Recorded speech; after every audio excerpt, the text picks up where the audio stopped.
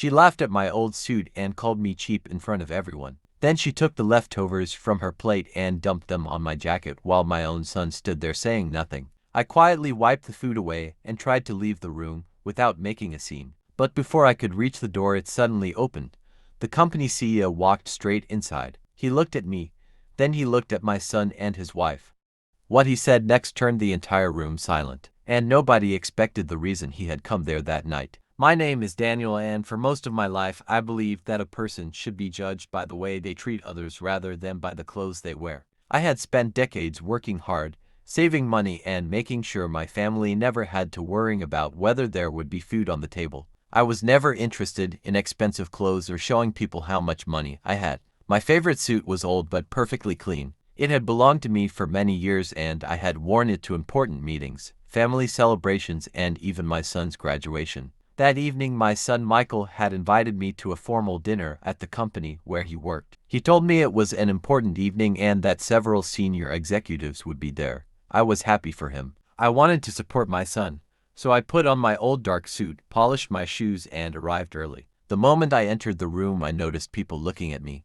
I did not think much of it. Then my son's wife Jessica walked toward me with a smile that did not feel friendly. She looked at my suit and laughed. She asked if I had really come dressed like that. I smiled and told her it was an old suit but one of my favorites. She looked at Michael and said that she could not believe I had chosen to embarrass them at such an important event. I looked at my son. I expected him to defend me. Instead, he looked away. That silence hurt more than her words. I found an empty chair near the side of the room and sat quietly.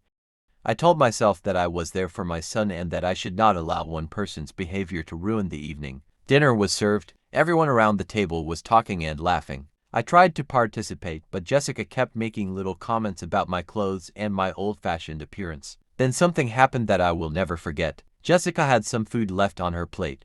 She picked up the plate and looked directly at me. She laughed and said that since I looked so comfortable in old clothes, I probably would not mind taking care of the leftovers. Before I could understand what she meant, she dumped the remaining food onto my jacket. The room became silent. I looked down. Food was scattered across the front of the suit I had carefully cleaned that afternoon. For several seconds, nobody said anything. I slowly stood up. My son was sitting only a few feet away. I looked at him and asked why he had not said anything. He lowered his eyes. He told me quietly that I should not make a scene. Those words broke something inside me, not because of the food, not because of the suit, but because my own son was more worried about avoiding embarrassment than protecting his father. I took a napkin and began wiping the food from my jacket. I did not shout. I did not insult Jessica. I simply wiped my suit and prepared to leave. Then the doors opened. Everyone turned around. The company CEO walked into the room. He stopped almost immediately when he saw me. His expression changed. He walked directly toward me and asked if I was all right. I told him I was fine.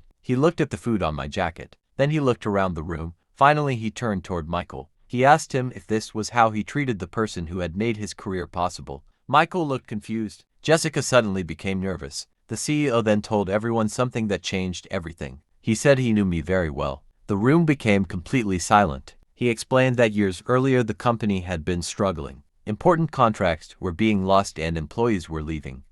At that time, I had helped the company through one of its most difficult periods. I had never told my son about it because I never wanted praise. The CEO continued. He said the reason he had come to the dinner was because he had been preparing to announce a major leadership change. Then he looked at me. He said he had offered me an important advisory position because of my experience, integrity, and knowledge of the company. Michael stared at me. Jessica could barely speak. The same old suit she had mocked was suddenly the least important thing in the room. The CEO then said something that I will remember for the rest of my life. He said that a person wearing an expensive suit can still have a cheap heart, and a person wearing an old suit can still carry more dignity than an entire room full of wealthy people. Nobody laughed. Nobody moved. Jessica apologized. Michael stood up and walked toward me. He said he was sorry for remaining silent. I looked at my son and told him that I did not need him to become rich for me. I needed him to become a good man. That was the lesson I wanted him to understand.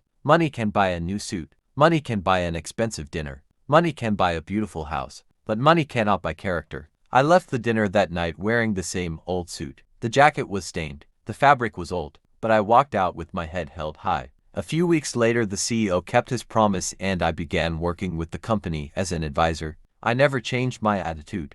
I never used that position to punish Jessica or embarrass my son. Instead, I gave my son another chance. Because sometimes the greatest revenge is not making someone suffer. Sometimes the greatest revenge is showing them that their disrespect could never reduce your worth. And that night my son finally learned something he should have known from the beginning. Never judge a person by what they wear. Judge them by what they carry inside. That old suit was never a symbol of poverty. It was a symbol of years of hard work, sacrifice, and dignity. Jessica thought she had embarrassed me in front of everyone, but she actually revealed her own character. My son thought staying silent would protect his reputation, but his silence almost cost him the respect of his father. And when the CEO finally spoke, the entire room learned the truth. A person's value is never measured by the price of their clothes. It is measured by the way they treat people when nobody is watching.